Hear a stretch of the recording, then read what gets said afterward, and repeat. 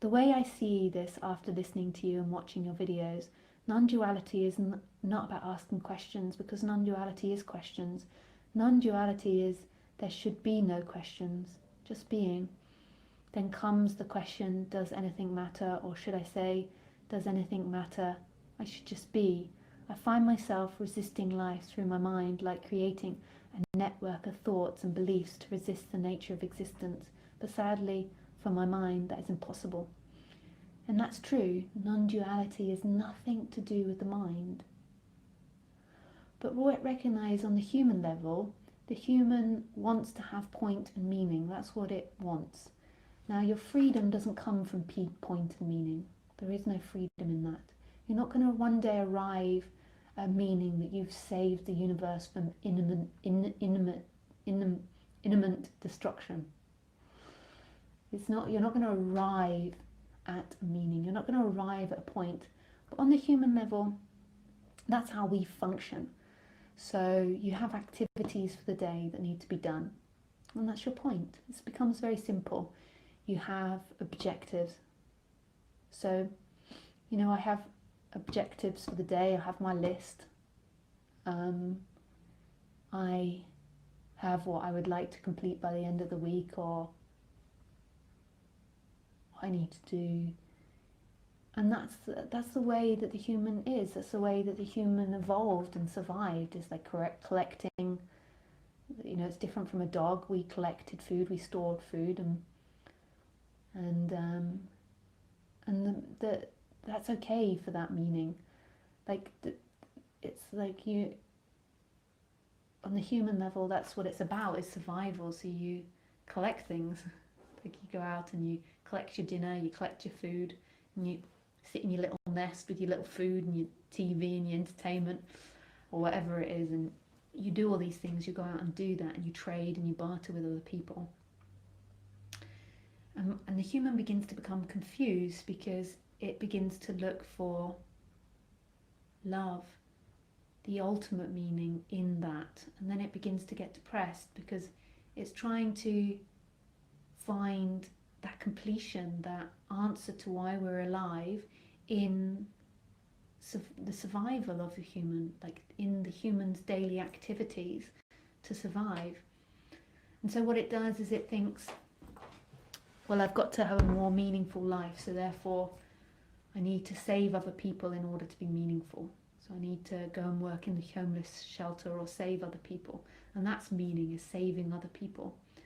And then it does that, and then after time it realizes that that doesn't give it what it's looking for.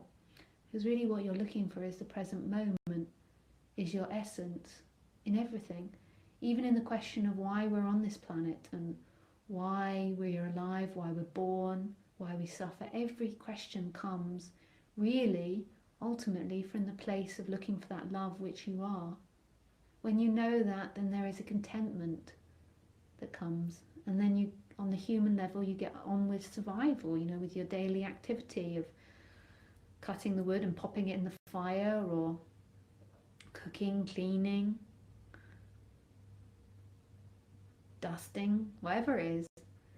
But you see, before, when you were looking for meaning in your daily activities, then that becomes very depressive.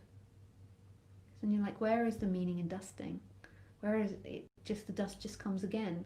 Where is the meaning in collecting money? And there is no meaning in that. That's just this way this animal functions. Your meaning is presence, is who you are.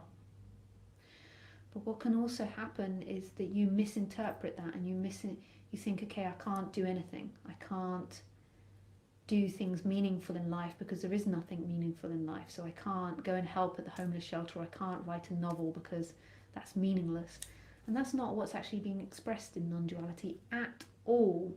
That's the confusion of the different levels of the absolute and the relative. On the relative level, the human is always working towards goals. That's the way we're set up. Khaleesi isn't set up like that. She's like, yeah, give me the dinner. And she's set up to hunt when something runs in front of her, or to hunt and to then eat. And then that's what she does. But we go out and we collect things and we take them home like a squirrel. We trade and we do all these things. And so some people have such super busy lives, like the life does need to become less and slower and stiller. That's true.